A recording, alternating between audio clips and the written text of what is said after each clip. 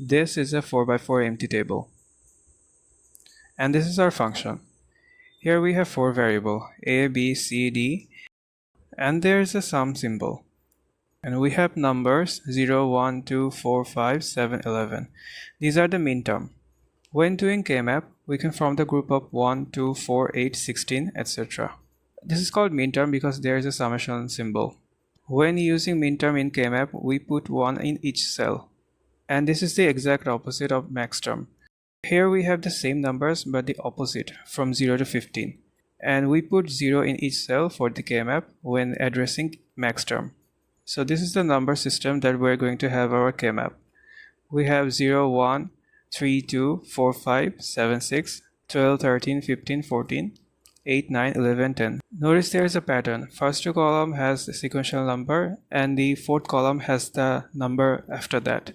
And then we have the next number at the third column. It is the same for all.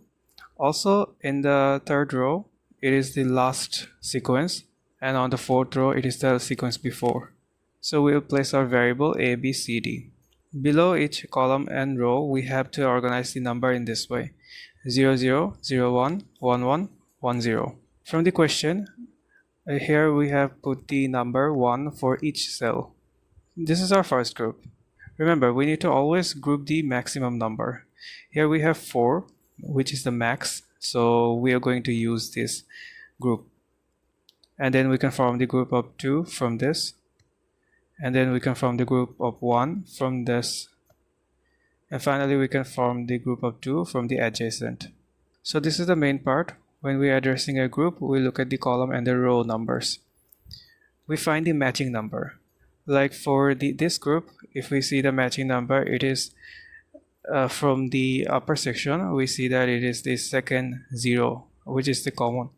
And second 0 corresponds to D. Since this is 0 and we in the cell we have 1, so we're going to use D prime.